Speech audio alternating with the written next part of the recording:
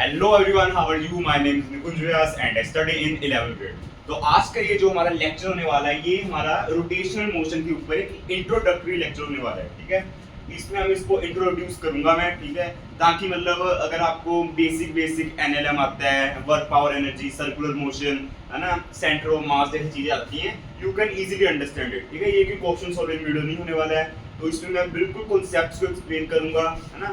बिल्कुल यहाँ पर कोई टेंशन लेने की जरूरत नहीं है, बिल्कुल बेसिक से चलूंगा कॉन्सेप्ट्स को एक्सप्लेन करते हुए। ठीक है, so let's start the lecture. तो रोटेशनल मोशन, तो आपको जैसे पता होगा, इसके ऊपर काफी सारे मीम्स भी चलते हैं कि सबसे ज्यादा टफेस्ट चैप्टर है क्लास 11 का, है ना। कई लोग इसको डेमन ऑफ क्लास 11 फिजिक्स भी बोलते हैं, जो कि बात सच भी है एक तरह से। अब ये जो चैप्टर है रोटेशनल मोशन, पहले मैं ये बात कर लेता हूँ कि ये टफ क्यों है या फिर टफ नहीं है एक्चुअली। ठीक है, one of the my favourite chapter है, ये मेरा पर्सनल फेवरेट चैप्टर है, है ना। और मतलब ये टफ क्यों है, पहले इसके बारे में बात कर लेते हैं एक बारी।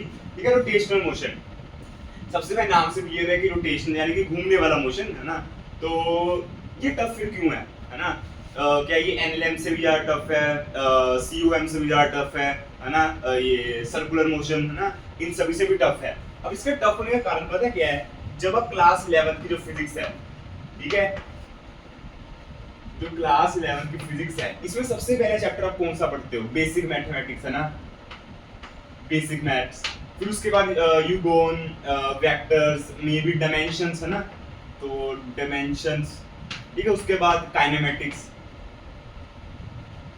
Okay fine. फिर काइनेमेटिक्स के बाद कौन सा चैप्टर पढ़ा जाता है हमारे यहाँ पर? न्यूटन्स लॉज ऑफ मोशन यानी कि एनएलएम। फिर उसके बाद वर्क पावर एनर्जी, उसके बाद फिर centre of mass and conservation of momentum, collision वगैरह। ठीक है, तो यहाँ पर 1 2 3 4 5 6 चैप्टर पढ़े जाते हैं। फिर उसके बाद एक चैप्टर आता है रोटेशनल मोशन, जिसके बारे में हम बात करेंगे, रोटेशन। अब आपको बात बताता हूँ, रोटेशन में एक खास बात पता क्या है? ये आपकी मैकेनिक्स का आखिरी चैप्टर होगा क्लास 11 की। ठीक है, ये सारा टॉपिक मिलाकर मैकेनिक्स बोलते हैं इसको, है ना। तो ये जो पूरा चैप्टर है ना, इसमें सभी कॉन्सेप्ट्स मिक्स होके आएंगे, इन सभी कॉन्सेप्ट्स इसमें मिक्स होके आएंगे। अगर आपको एक भी नहीं आता ना, तो आप किसी ना किसी टॉपिक में आप लैग कर जाओगे। ठीक है, इसमें आपको विजुअलाइजेशन की जरूरत पड़ेगी। ठीक है, ये टॉपिक है, विजुअलाइजेशन की डिमांड करेगा। ठीक है, अगर आपकी विजुअलाइजेशन पावर अच्छी है, you can easily imagine it, और आप इसको अच्छी तरह कर ले जाओगे, है ना। पर अगर आप इसको अच्छी तरह फील नहीं कर पा रहे हो ना, तो टफ हो जाता है सोल्व करना, बिकॉज ये प्रॉपर फॉर्मूला बेस्ड नहीं है, यहाँ को सोचना पड़ेगा, है ना। बल्कि एनएलएम में, बल्कि मैं बात करूँ, हर चैप्टर में आपको सोचना पड़ेगा, पर ये चैप्टर में इमेजिनेशन आपको ज्यादा करनी पड़ेगी, तो आप इजीली इसको कर ले जाओगे। यानी कि यहाँ पर रोटेशन की अगर मैं बात करूँ ना, ये इसमें फॉर्मूला भी है। ठीक है, इसमें फॉर्मूला इतने नहीं है बहुत ज्यादा जितना यहाँ पर बनाया गया है ना। फॉर्मूला इसमें काफी कम है ना, मतलब बहुत ज्यादा भी नहीं है ना, है। और वो फॉर्मूला बेस्ड भी क्वेश्चन आते हैं, पर यहाँ पर बात पता क्या है, आपको फॉर्मूला के अलावा भी आपको सोचना आना चाहिए, इसलिए चैप्टर टफ हो जाता है। ठीक है, वरना वैसे इसमें कोई ज्यादा घबराने की बात नहीं है, बिल्कुल बेसिक से आज हम स्टार्ट करेंगे। ठीक है, तो यानी कि इसमें पिछले सारे कॉन्सेप्ट आपको मिक्स होके आएंगे, मेन बात बस इतनी है। ठीक है, आइए स्टार्ट करते हैं आज का लेक्चर, रोटेशनल मोशन। ठीक है, रोटेशनल मोशन, सबसे पहले आपको इतना याद होना चाहिए, हमने एक चैप्टर पढ़ा था सर्कुलर मोशन। ठीक है, सर्कुलर मोशन, मेरी राइटिंग थोड़ी ऐसी रहेगी, ठीक है, उसकी टेंशन लेने की जरूरत नहीं। सर्कुलर मोशन, तो सर्कुलर मोशन और रोटेशनल मोशन में फर्क क्या है? तो दोनों का मतलब, तो अगर आप वैसे अगर कोई इंसान सोचे तो सेम ही है, सर्कुलर मोशन घूमना, रोटेशनल मोशन घूमना। तो फर्क क्या है?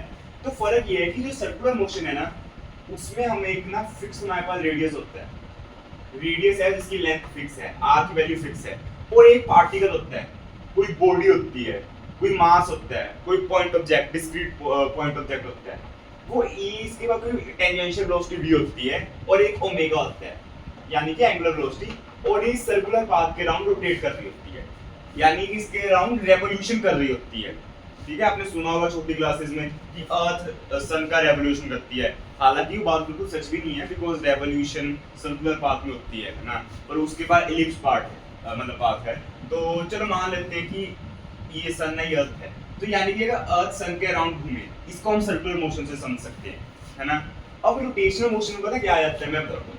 रोटेशन में होता है कि मेरे पास ये जो बॉडी है ना, जो घूम रही है, मेरे को ये कोई फर्क नहीं, जैसे मर्जी घूमे, जिस मर्जी रेडियस में घूमे, मेरे को उस बॉडी के ऊपर फोकस करना है, और ये बॉडी अपने एक्सिस के अराउंड जैसे घूमेगी ना, मेरे को उस पर नोटिस करना है, बस ये पार्ट है। और अब अगर आप ध्यान से नोटिस करो ना, जो कॉन्सेप्ट्स ऑफ फिजिक्स बुक है एच सी वर्मा सर की, उसमें सर्कुलर मोशन रोटेशनल मोशन के बीच में भी आता है। उसका कारण पता क्या है? एक्चुअली रोटेशनल मोशन भी एक सर्कुलर मोशन का ही पार्ट है। अब वो कैसे, आपको एक बार एक्सप्लेन करता हूँ। मान लो कि बॉडी है जिसको कि हम स्टडी कर रहे हैं, ठीक है, उसका मास m है, ये उसकी एक्सिस है जिसके अराउंड ये रोटेट कर रही है। एक्सिस यानी कि एक फिक्स्ड एक पाथ। दो मैं आपको एक एग्जांपल देता हूँ। जैसे एक स्केल है मेरे पास, अब मैं इसको ऐसे रोटेट करना स्टार्ट कर दूँ, ठीक है, तो ये एक रोटेशनल मोशन की एग्जांपल हो जाएगी। ये एक अपनी फिक्स्ड एक्सिस के अराउंड रोटेट कर रहा है। अब मैं इसी स्केल को अगर मैं इस हिसाब से घुमाना स्टार्ट कर दूँ किसी एक फिक्स्ड एक्सिस के अराउंड ऐसे, तो ये सर्कुलर मोशन की एग्जांपल हो जाएगी। अब ऐसा क्यों बोला जाता है कि जो सर्कुलर मोशन है वो रोटेशनल मोशन का ही पार्ट आ जाता है, ठीक है, जो एक्चुअली सर्कुलर मोशन है ना वो रोटेशनल मोशन का ही पार्ट आ जाता है। अब ऐसा क्यों है, मैं आपको एक एक्सप्लेन करता हूं। मान लो कि बॉडी है मैं जो रोटेट कर रही है, अब यहाँ पर मैंने मान लो रेडियस r डिस्टेंस पर कोई छोटा मास dm को मैंने पकड़ लिया, कोई छोटा सा पार्टिकल है। अब वो तो देखा जाए ना इस एक्सिस के अराउंड ऐसे रोटेट कर रहा हूँ, और ऐसे इनफाइनाइट पार्टिकल्स होंगे जो ऐसे रोटेट कर रहे होंगे। तो यानी कि देखा जाए तो रोटेशनल मोशन ना और कुछ भी नहीं है। गहराई में देखा जाए ना तो ये एक तरह का सर्कुलर मोशन की एक एग्जांपल आ जाती है जिसमें पार्टिकल ज्यादा हो जाते हैं। यानी कि ऐसे बहुत सारे पार्टिकल मैं ऐसे ले आऊं, यानी कि एक तरह का एक बॉडी बन जाए। अब ये जो पूरी रोटेट करेगी ना, हमारे को ऐसा लगेगा कि एक बॉडी रोटेट कर रही है, जिसको कि हम रोटेशनल मोशन से समझते हैं। पर रोटेशनल मोशन में ना एक एक्स्ट्रा चीज आ जाती है कुछ, जैसे फॉर एग्जांपल काइनेमेटिक्स। काइनेमेटिक्स में हम देखते हैं कि बॉडी कैसे रोटेट करती है ना, कि इतने टाइम के बाद कहाँ मिलेगी, वो कैसे होगा, वो हम सारा किसमें पढ़ते हैं, सर्कुलर मोशन में, किसी घूमने वाली बॉडी के। अब रोटेशनल मोशन में पता क्या चीज आ जाती है, रोटेशनल मोशन ना उससे कोस को पढ़ते हैं कि ये क्यों घूम रही है बॉडी। टॉर्क जैसी चीज आ जाती है, मोमेंट ऑफ इनर्शिया है ना, आगे बहुत से टर्म्स आई है अभी, है ना, कंफ्यूज होने की जरूरत नहीं है। तो रोटेशनल मोशन उस मोशन के कोस को पढ़ती है। और सेम उसी तरीके से कैसे, जैसे लॉज ऑफ मोशन काइनेमैटिक्स के कोस को पढ़ता है कि बॉडी क्यों चल रही है, फोर्स लग रही है, वैसे यहाँ टॉर्क लग रही है। ठीक है, मतलब अभी मैं ज्यादा कुछ बोल नहीं रहा हूँ, इंट्रोडक्शन दिया है, ठीक है। अभी हम आगे मेन पढ़ेंगे मेन टॉपिक्स के ऊपर, ठीक है। तो यानी कि मेरे को लगता है इतना समझ आ गया होगा कि रोटेशनल मोशन क्या चीज है और सर्कुलर मोशन क्यों उसका पार्ट कहा जाता है, या फिर कई लोग सर्कुलर मोशन को रोटेशन का पार्ट बोल देते हैं। पर रोटेशनल मोशन ज्यादा वास्ट है, इसलिए मैं रोटेशन का पार्ट सर्कुलर को बोलता हूँ, ठीक है। अब हम पढ़ेंगे मोमेंट ऑफ इनर्शिया, ठीक है। हाँ, पहले मोमेंट ऑफ इनर्शिया पढ़ने से पहले एक छोटी सी डेरिवेशन भी कर ही लेते हैं, ठीक है। डेरिवेशन कैसे, मतलब मान लो कि बॉडी है,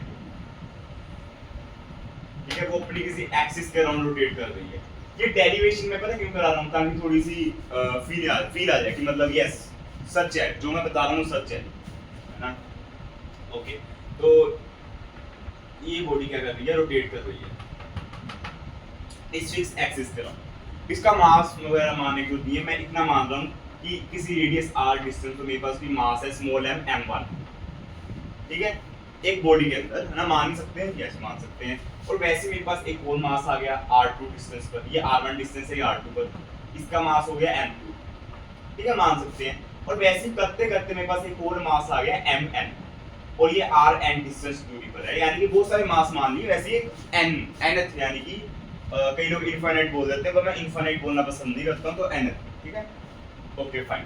अब मैं अगर आपको बोलूं इस बॉडी के जो है इसके एक एक पार्टिकल का मेरे को वो चाहिए, क्या चाहिए, काइनेटिक एनर्जी चाहिए, है ना, kinetic energy of system, kinetic energy of system. अब मैं इतना अज्यूम कर रहा हूँ कि आपने प्रीवियसली सर्कुलर मोशन पढ़ा होगा, ये काइनेमेटिक्स पढ़ा होगा, laws of motion, work power energy, centre of mass वगैरह, ठीक है। तो काइनेटिक एनर्जी ऑफ सिस्टम सबसे पहले हाफ, डन, हाफ। उसके बाद हाँ एक और चीज बता देता हूँ, यहाँ पर मैं अलग अलग इनफिनिटी एक साइन आता है, आपको पता होगा वो साइन क्या होता है, ऐसे सिग्मा, ठीक है, इसको समेशन भी कई लोग बोलते हैं, जो कि बात बिल्कुल सच है।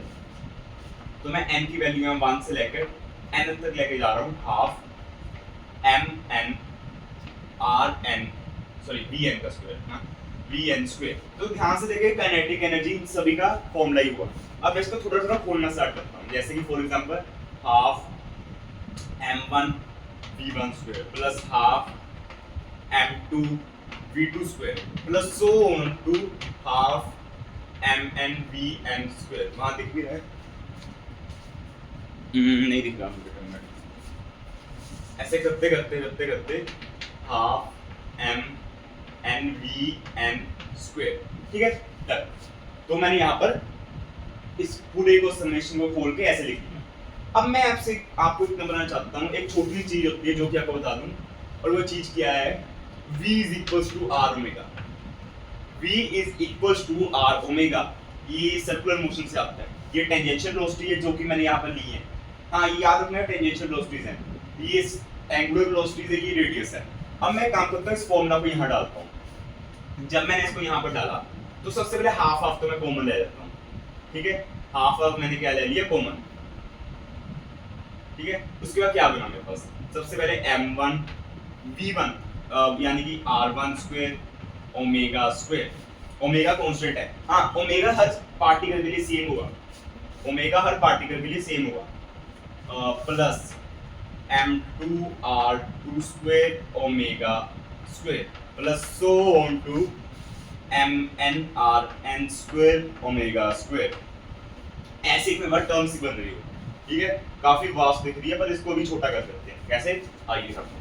हाफ तो यहीं पर है, ध्यान से नोटिस करो, ओमेगा स्क्वायर कांस्टेंट है, ठीक है। मैं इसको बाहर निकालता हूं। उससे पहले m1 r1 square plus m2 r2 square plus so on to mn rn square और ब्रैकेट के बाहर ओमेगा स्क्वायर, ठीक है। अब आप ध्यान से नोटिस करो, ध्यान से, कुछ आपको नोटिस हो रहा है।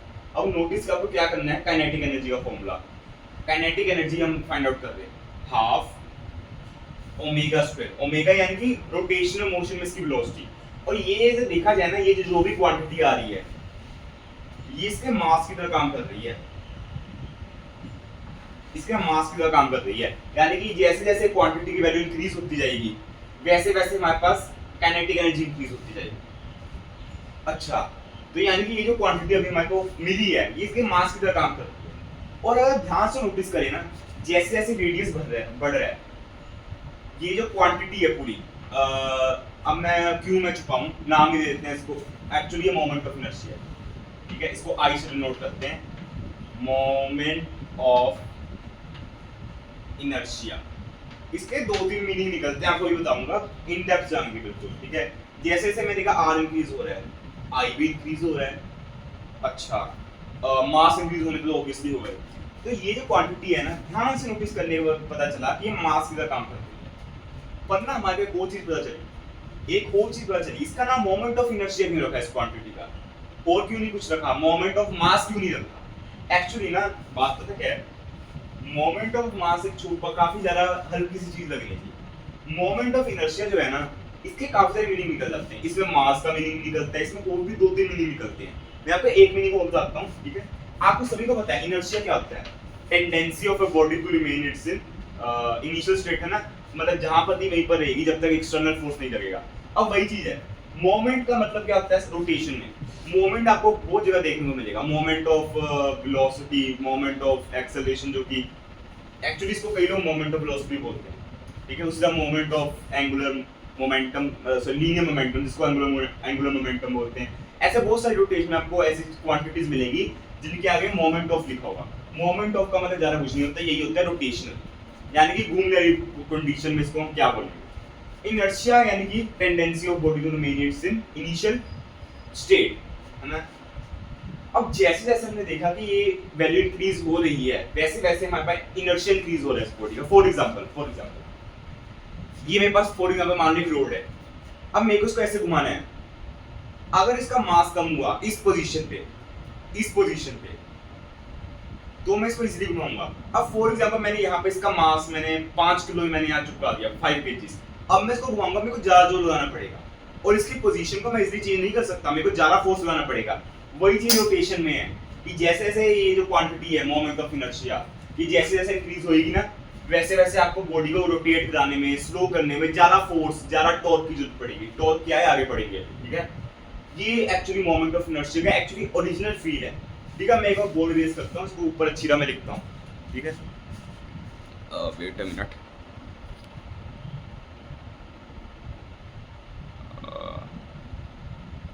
फाइन। ठीक है, अब मैं एक बार बोर्ड इरेज कर देता हूँ, फिर मैं ऊपर इसको अच्छी तरह लिखूंगा।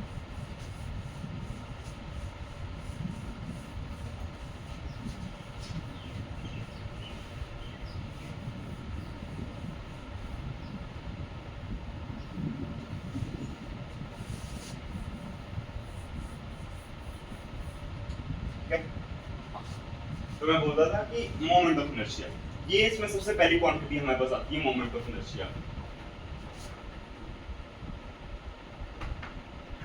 कई लोग मोमेंट ऑफ मास भी बोल सकते हैं, ठीक है, मोमेंट ऑफ इनर्शिया को कई लोग मोमेंट ऑफ मास भी बोलते हैं, इसमें कोई भी प्रॉब्लम नहीं है। और मैंने आपको भी एक्सप्लेन किया हम मोमेंट ऑफ इनर्शिया क्यों बोलते हैं। ये एक्चुअली हमारे को बहुत सारी चीजें बताया जाता है इनर्शिया वर्ड, इसमें मास भी आ जाता है, tendency of change of state भी आ जाता है, बहुत कुछ इसमें आ जाता है, इसलिए बेस्ट टर्म ये है। तो ध्यान से नोटिस करो, इसका फॉर्मूला हमारे पास क्या बना था, कुछ ऐसे बना था। हाँ, सबसे बेस्ट का सिंबल, इसको कैपिटल आई से डिनोट किया जाता है। इसका फॉर्मूला हमारे पास क्या बना था, कुछ ऐसा बना था, m1 r1 square plus m2 r2 square and so on to mn rn square, जिसको कि मैं कुछ ऐसे लिख सकता हूँ, ये सिग्मा डाल दिया समेशन, ठीक है, mi ri स्क्वायर, और ये i की वैल्यू है, इसको मैं 1 से लेके nth तक लेके जा सकता हूँ। ये हम इसको जनरलाइज फॉर्म में लिख सकते हैं, ठीक है, फाइन। अब इसका एक मैं आपको एक और फॉर्मूला बताना चाहूंगा जो कि आपको सबसे ज्यादा काम आएगा, सबसे ज्यादा, अगर आपको अच्छी तरह उसको फील भी करना है। और देखिए ये वाला फॉर्मूला उसी से आ जाएगा। वो वाला फॉर्मूला कौन सा है, इंटीग्रेशन वाला। मैं आपको ये नहीं बोला आपको इसको याद करना है, बिल्कुल आपको याद करने की जरूरत नहीं है, मैं आपको इतना बोलूंगा आप इसको एक दो बार यूज कर लो, बस आपको खुद याद हो जाएगा। और इतना अच्छा फॉर्मूला है ना, मैं आपको सच बता रहा हूँ, आपका जितने भी रिजल्ट है ना खुद आ जाएंगे आपके पास, खुद ब खुद। और फॉर्मूला क्या है, I is equals to integration of dm r square. अच्छा, तो ये वाला फॉर्मूला किसके लिए है, जब बहुत सारे पॉइंट मासेस हो। और ये वाला किसके लिए है, ये वाला फॉर्मूला ना एक्चुअली आपको पता कब यूज करना है, जब मास वेरी कर रहा हो। कुछ आपको फॉर एग्जांपल ऐसी बॉडी मिल जाए आपको इसका फाइंड करना पड़ेगा, इससे आप नहीं कर सकते। आप एक एक पॉइंट का मास भी ना गिनोगे, आपको एक एक पार्टिकल का मास गिनना पड़े, जैसे बल्कि आपको रोड का भी आ जाए। अब मैं बोला इसके अबाउट इसका मोमेंट ऑफ इनर्शिया बताओ, यहाँ से रोटेट कर रही है, आप इसका नहीं फाइंड आउट कर सकते एक एक पार्टिकल का, आपको ये वाला फॉर्मूला यूज करना पड़ेगा। यूज करना मैं सिखाऊंगा, ठीक है, बिल्कुल बेसिक से लेके जाऊंगा, ठीक है, फाइन। तो यहाँ पर आर क्या है, ये आर, तो आर यहाँ पर पता क्या है, परपेंडिकुलर लेंथ बोल देता हूँ, ठीक है, परपेंडिकुलर लेंथ, ठीक है। आर क्या है यहाँ पर, परपेंडिकुलर लेंथ, कहां से, एक्सिस से। मैं एक बार बता देता हूँ, मोमेंट ऑफ इनर्शिया है ना, सबसे पहले इसकी यूनिट एक बार बता देता हूँ। यूनिट जो पीछे लगाते हैं, ठीक है, केजी मीटर स्क्वायर, ठीक है, ये इसकी जो यूनिट वगैरह है, ठीक है। अभी इसके बजाय बोल मत दो, ठीक है, मैं आपको कुछ मेन चीजें बताना चाहता हूँ। डायमेंशंस वगैरह you can easily find it, ठीक है, वो बोर्ड लेवल की चीजें हैं, मैं उसके ऊपर ज्यादा भी चर्चा नहीं करना चाहता। हाँ, एक वो चीज, ये वेक्टर है, ये स्केलर है। तो कई बुक्स में इसको लिखा होता है कि ये वेक्टर है, पर मैं वेक्टर नहीं है एक्चुअली, है ना, वो कम कहीं पर लिखा हुआ है। मेनली इसको बोला जाता है टेंसर क्वांटिटी। अब टेंसर क्या है क्या नहीं है, मैं उसके ऊपर ज्यादा जान नहीं चाहता, ठीक है, हमारे सिलेबस की बाहर की चीजें, ठीक है। अभी के लिए आप इतना लिखो, टेंसर क्वांटिटी है, और ये एक, इसके पास डायरेक्शन नहीं है, सबसे बड़ी बात, इसके पास डायरेक्शन नहीं है, इसलिए इसको वेक्टर नहीं बोला जा सकता। और इसके ऐसे बहुत सारे कैरेक्टरिस्टिक्स हैं, ठीक है, तो इसलिए इसको मैं टेंसर बोल देता हूँ, या फिर बात कम स्केलर बोल दो, ठीक है, चलेगा। एक स्केलर क्वांटिटी वगैरह इसको बोल दोगे ना, चलेगा, ठीक है, फाइन। पर स्केलर में ना प्रॉब्लम पता कहाँ पर आएगी जाकर आपको, जब आपके पास थोड़े वैसे सम मानिए कि आपके पास दो से ज्यादा बॉडीज को कनेक्ट कर दिया गया है, ऐसे कोई डंबल बना दिया, इसके अबाउट इसका मोमेंट ऑफ इनर्शिया बताओ, प्रॉब्लम वहां बनाने वाली है। इसलिए ये कारण है कि हम इसको टेंसर क्वांटिटी बोलते हैं, ठीक है। बल्कि मैं इसको आगे जाकर भी बताऊंगा, तो इसलिए टेंसर ही आएंगे, मैं इसको आगे जाकर अच्छे से एक्सप्लेन करूंगा क्वेश्चन को, ठीक है, ठीक है। तो ये क्या है, परपेंडिकुलर डिस्टेंस, ये क्या है, mass of that particle, mass of discrete particle. इस फॉर्मूला में जो मास है ना, डिस्क्रीट होना चाहिए। डिस्क्रीट का मतलब क्या, उसका मास होगा, उसके डायमेंशंस नहीं होंगे। मतलब बहुत ज्यादा नहीं होगी, निग्लिजिबल डिमेंशंस, कोई पॉइंट मास जैसे भी, ठीक है।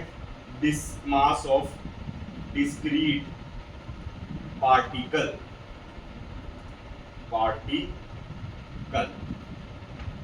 फाइन, ठीक है।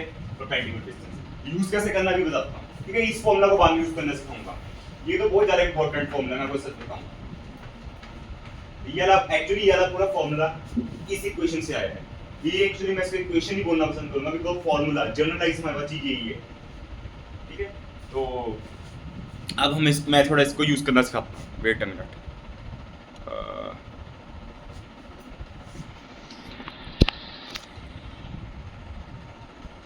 ओके फाइन, ठीक है। अब मैं इसको यूज करना सिखाता हूँ, पहले इस सारे को फिर उस सारे को।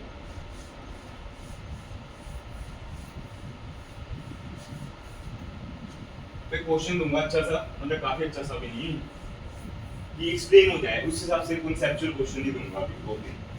बाकी सारे फॉर्मूले को मे भी मैं अगले लेक्चर में आपको एक्सप्लेन करूंगा। सबसे पहले डिस्क्रीट पार्टिकल सिस्टम,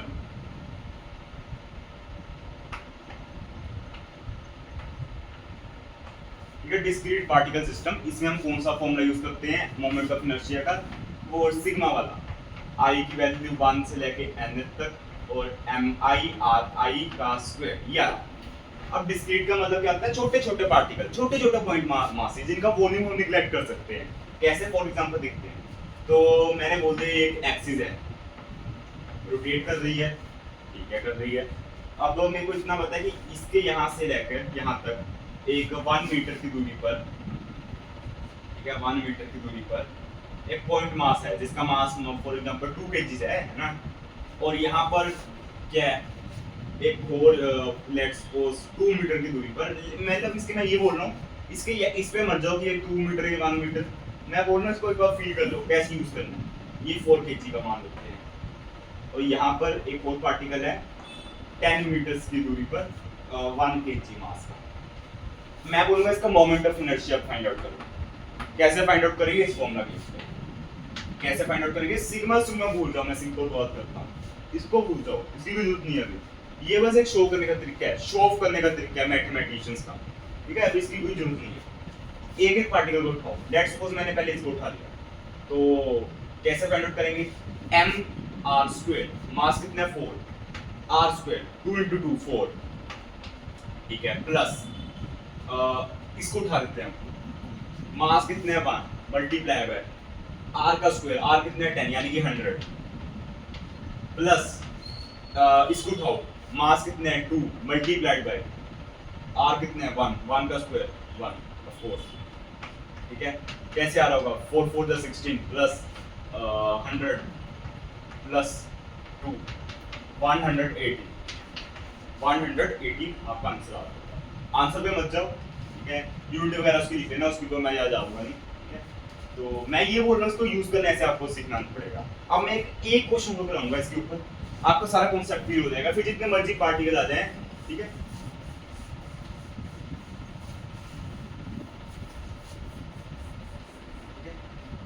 और लेट्स सपोज एक मैंने सर्कुलर टाइप चीज बना दी है, और सर्कुलर बनाऊंगा कैसे, हाँ सर्कुलर बना देता हूँ, जिसका रेडियस कितना है r, which is like suppose 2 metre मान लो यार, 2 मीटर, हाँ 2 मीटर मान, ठीक है। अब मैंने क्या किया, ये 2 मीटर की लेंथ है ना, तो यहाँ पर एक पार्टिकल है 2 kg का, ऑफ कोर्स ये 2 मीटर ही होगा, रेडियस है इसका, कांस्टेंट रहेगा पूरे सर्कल में। तो यहाँ से ये एंगल बना रहा है, हाँ ये इसके about,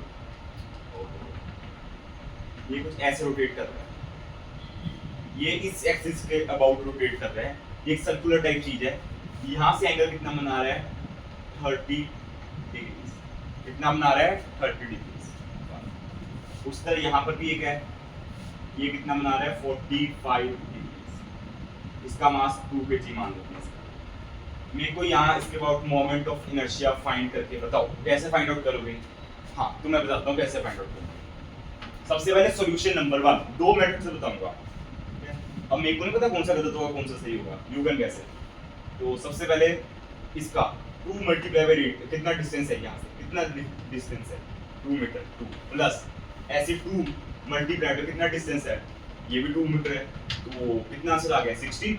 answer is wrong, answer is wrong. ठीक है, मैं टाइम वेस्ट नहीं कर रहा हूँ, तो आंसर इज रॉन्ग। कैसे, मैंने आपको याद है बोला था कि रेडियस हम लेंगे, तो रेडियस नहीं परपेंडिकुलर डिस्टेंस होना चाहिए एक्सिस के about, perpendicular distance about axis, axis तो ये है क्या, इसके परपेंडिकुलर ये होगा, ये तो 30 डिग्री पर है, इन रियलिटी परपेंडिकुलर डिस्टेंस ये होगा, यहाँ से परपेंडिकुलर डिस्टेंस ये होगा। ट्रिग्नोमेट्री यूज करो, इसका आंसर फाइंड करो, आंसर आ जाएगा इसका। ठीक है, बस इतनी सी बात बनाना चाहता था। ठीक है, तो वीडियो की लेंथ देख लूँ। हाँ तो यार wait a minute, okay fine,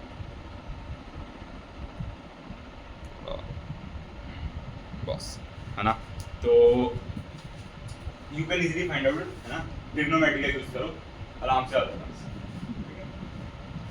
अब मैं जाऊंगा कॉन्टिन्यूस पार्टिकल सिस्टम पे, है ना।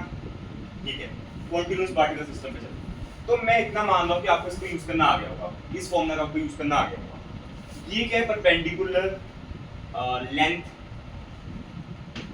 With respect to axis of rotation, axis of rotation है कि जिसके अबाउट रोटेट कर रहा है ये एक्सिस, ये क्या है, डिस्क्रीट पॉइंट मास, यानी कि वॉल्यूम निगलेक्ट किए हैं हमने इसके। ठीक है, ये बात डिस्क्रीट पार्टिकल सिस्टम। ठीक है, अब मैं आगे पढ़ूंगा कॉन्टिन्यूस पार्टिकल सिस्टम, वो जो इंटीग्रेशन वाला फॉर्मूला था उसका एक बार यूज करके बता दूंगा।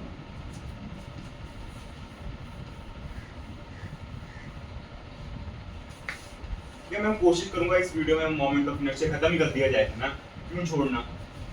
एक मैं वो रोड वाली जो क्लासिक एग्जांपल है वो करा देता हूँ बस ना, बाकी आप खुद समझदार हो, you can easily approach other problems.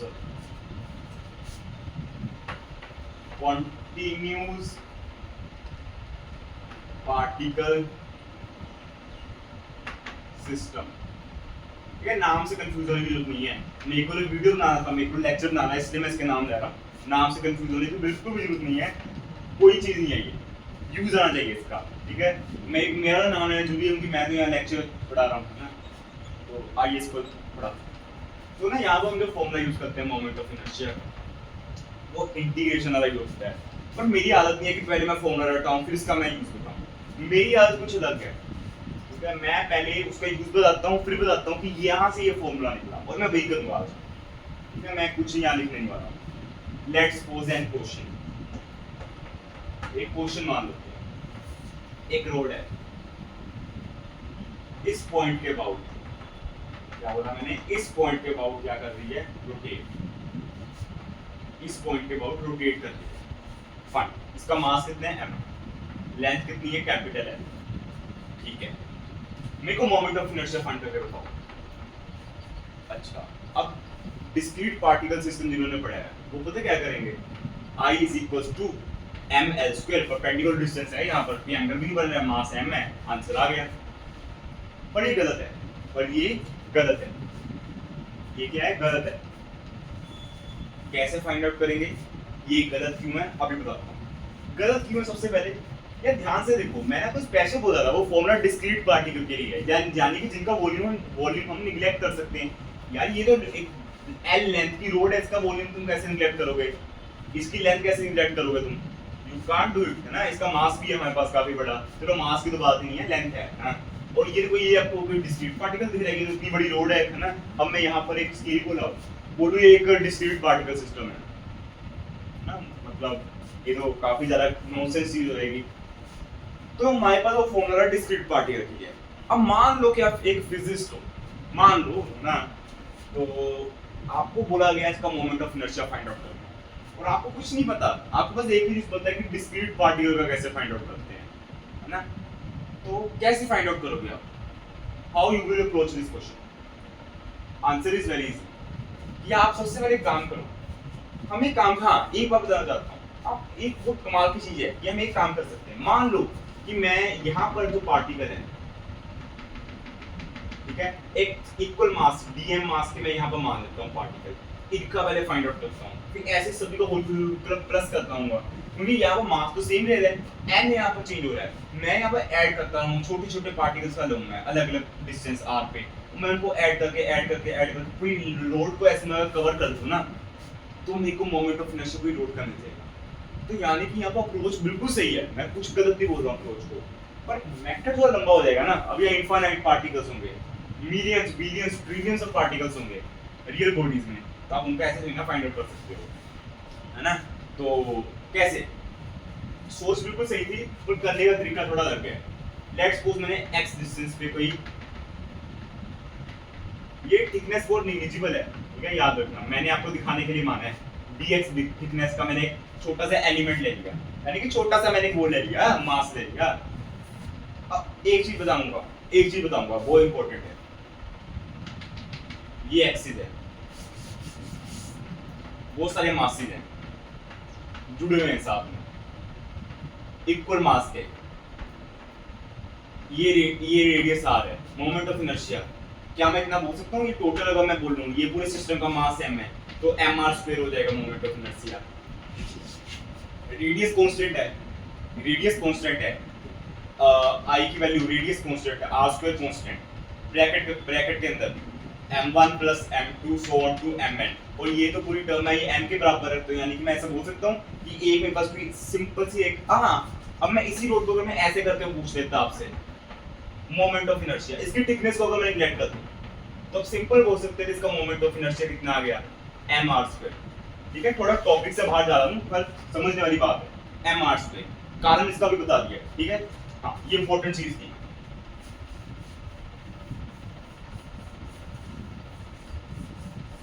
ठीक है, अब क्वेश्चन सोल्व करते हैं, dx थिकनेस का, अब मेरे को इसका पहले moment of inertia find out करूंगा, फिर हॉली सभी का फाइंड आउट कर दूंगा, ठीक है, बिल्कुल सही है। अब मैं इसका dm मास पूछ, ये dm है इसका मास, लेट्स को ये कितना हो जाएगा मास, तो मैंने बोला अगर लेंथ n है उसके लिए मास m है, ठीक है, तो साइड पे देखता हूं, मैंने बोला कि अगर लेंथ l है इसके लिए मास m है, फाइन। अब अगर लेंथ 1 यूनिट हो जाए तो m/l हो जाएगा ना, बिल्कुल ये हो जाएगा, बिल्कुल। अब ऐसे अगर लेंथ हमारे पास dx हो जाए, ये dx लेंथ है ना, वैसे dx अगर हमारे पास लेंथ हो जाए तो उसके लिए मास कितना हो जाएगा, m/l into dx, मानते हो ना, बिल्कुल बस बिल्कुल सही है ना। और वैसे ही मैंने dx के लिए मास कितना माना है, dm, तो इसकी वैल्यू कितनी आ गई हमारे पास, m/l dx, फाइन। अब मोमेंट ऑफ इनर्शिया ना, आइए फ्रेंड, तो यहाँ पर इसके लिए छोटे से पार्टिकल, छोटे से मास के लिए, डिस्क्रीट मास के लिए, किसी रोड के अंदर का डिस्क्रीट मास है ना, इसके लिए moment of inertia let's suppose di है, इसकी वैल्यू कितनी होगी, dm(r²), dmx², सिंपल सी बात बताऊं, dmx² है ना, ओके, dmx², तो वैल्यूज वगैरह पुट करते हैं, m/l into x into dx। अच्छा, यानी कि छोटा सा पार्टिकल है ना, इसके लिए मेरे पास मोमेंट ऑफ इनर्शिया आ गया di, फाइन, आ गया। तो अब टोटल मोमेंट ऑफ इनर्शिया कैसे फाइंड आउट करेंगे, आइए दिखाता हूँ। यहाँ से चलते हैं सीधा यहाँ पर, तो आपको पता होगा इंटीग्रेशन का, जो कि छोटी सी चीज को बड़ा सा चीज बना देती है, छोटी सी चीज है बड़ा बनना है, इंटीग्रेशन, या फिर मैथमेटिकल लैंग्वेज में बोलूँ ना, एडिशन के लिए इंटीग्रेशन का यूज किया जाता है। और यहाँ हमारे को एडिशन ही तो करना है छोटे छोटे मोमेंट ऑफ इनर्शियास का, तो इसको ऐसे लिख देता हूँ, ठीक है, ऐसे मैंने इसको लिख दिया। अब इसकी वैल्यूज पुट करते हैं एक बार, तो integration of m/l into x dot dx, यहाँ आ भी रहा है,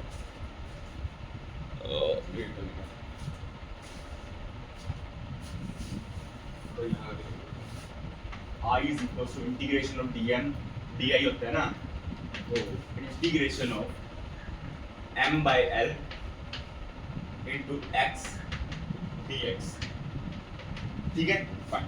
अब इसकी मेरे को लिमिट पुट करनी है। अब लिमिट कैसे पुट करनी है, आपको पता है सबसे पहला मास आप कहाँ पर लोगे, अगर आपको कोई रोड का moment of inertia find out करना है, 0, l की वैल्यू 0 पर लोगे, और सबसे आखिरी कहां पर लोगे, x की वैल्यू l पे, तो 0 टू l। आगे इसको अब सोल्व करो, m बाई l कांस्टेंट बाहर आ गया, ये बन जाएगा x स्क्वायर बाय 2, इंटीग्रेशन है आपको आती होगी, 0 to l from here you can easily say कि क्या वेट करना है dm x स्क्वायर, इसको आगे सोल्व करते हैं, कोई m बाय l यहाँ पर क्या आ जाएगा l square by 2, wait a minute कोई मिस्टेक हुई है यहाँ पर, वैसे माइनस मिस्टेक हुई है, तो कोई इंटीग्रेशन का आंसर वो नहीं आ रहा है ना, तो di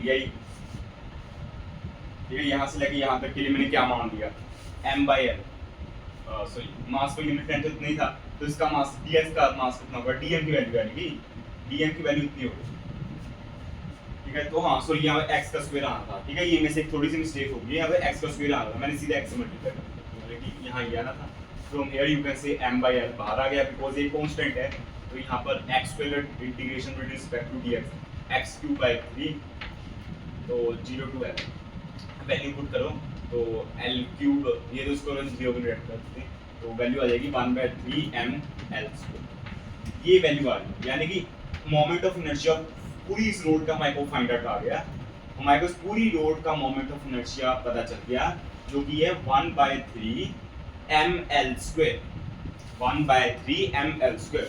इसी तरह बहुत सारी हम चीजों का मोमेंट ऑफ इनर्शिया इजीली हम फाइंड आउट कर सकते हैं इंटीग्रेशन का यूज करके, और यहीं से जब हमने प्रॉपर सारा कुछ किया, हमारे को एक फॉर्मूला पता चला, I integral dm r square. मैंने आपको बताया फॉर्मूला पहले नहीं पढ़ाया, मैंने आपको एक बार लिखाया था, उसके बाद मैंने बोला कि मैं इस फॉर्मूले को यहाँ नहीं लिखूंगा, पहले यूज करूंगा, अब मैं बोलूंगा इसका यूज करो, सेम वही चीज है, और मैं इसको याद कभी करने को मैं बोलता ही हूँ, आपको इसको याद करना है, मैं सिंपल बोलता हूँ बेसिक से जाओ ना, फिजिक्स है यहाँ पे रटने की चीज नहीं है, बेसिक से जाओ इजीली आपका आंसर आएगा, मैं बिल्कुल बेसिक से गया, ठीक है, यहाँ छोटी सी माइनर मिस्टेक हुई, वो मेरी मिस्टेक, आंसर तो वही आया, इससे फाइंड आउट कर लो, बेसिक से जाओ, बल्कि ये भी तो बेसिक मेथड ही है, dm की वैल्यू हमने फाइंड आउट करनी थी, r की वैल्यू x यहाँ पर पुट करो, सेम वही चीज आ गई है ना, वही चीज हमने की है यहाँ पर, ठीक है। तो मैंने रोड का फाइंड आउट करके दिखा दिया एज एन एग्जांपल, और ये एक एज एन एग्जांपल नहीं, आपके लिए एक जनरल रिजल्ट भी आप इसको बोल सकते हो, और मैं इसको बोलता भी हूँ। अगर आपको एक बार फील आ जाए ना कि इसका कैसे फाइंड आउट होएगा, आप इसको 2-3 बार इसको फाइंड आउट करो, आपकी प्रैक्टिस हो जाएगी, साथ में आपको याद भी हो जाएगा, ठीक है। ऐसे बहुत सारे मोमेंट ऑफ इनर्शिया आप फाइंड आउट कर सकते हो, थोड़े से मैं यहाँ पे एक बार लिख देता हूँ, या फिर हाँ चलो लिख देता हूँ, ठीक है। और अगर आप इनको घर जाके सोल्व करें, और कुछ ऐसे होंगे जिनको आपको एलिमेंट लेके सोल्व करना पड़ेगा x के टर्म में, कई को आपको थीटा के फॉर्म में, है ना, तो you can see,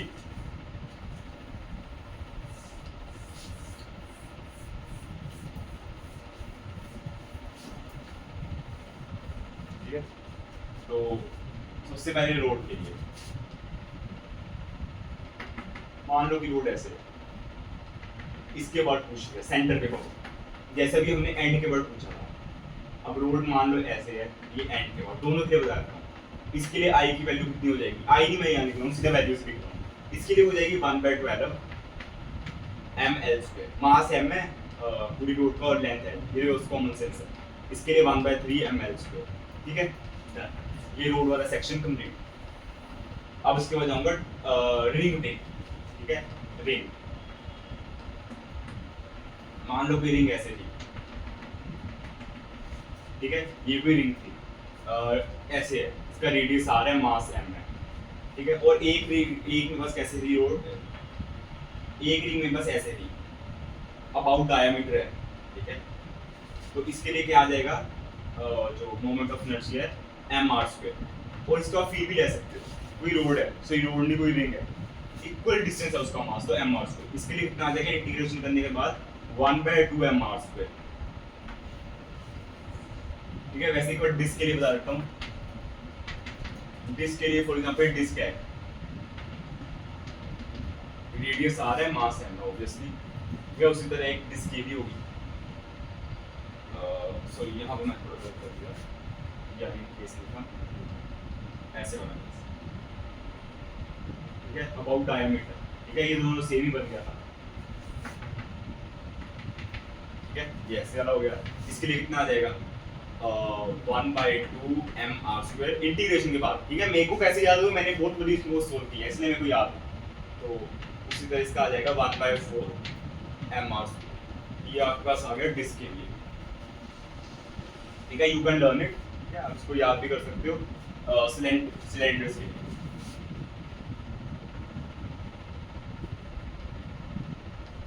cylinders, cylindrical shape आपको पता होगा कि क्या होती है, हाँ, उसके लिए देख लेते हैं। एक वही तो यार मैं बोल दिया, होलो, ठीक है।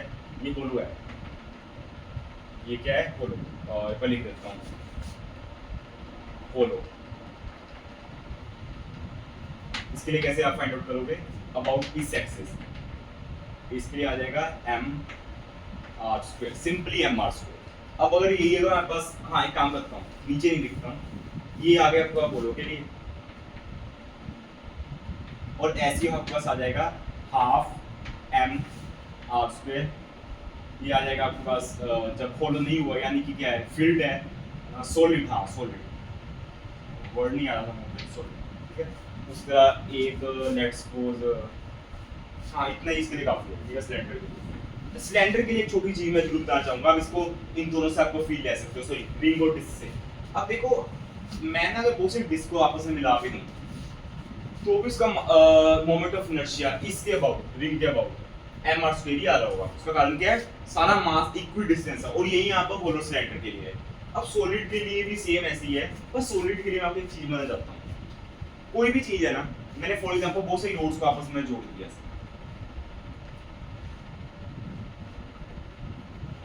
इसके बाद में मोमेंट ऑफ इनर्शिया पूछूं।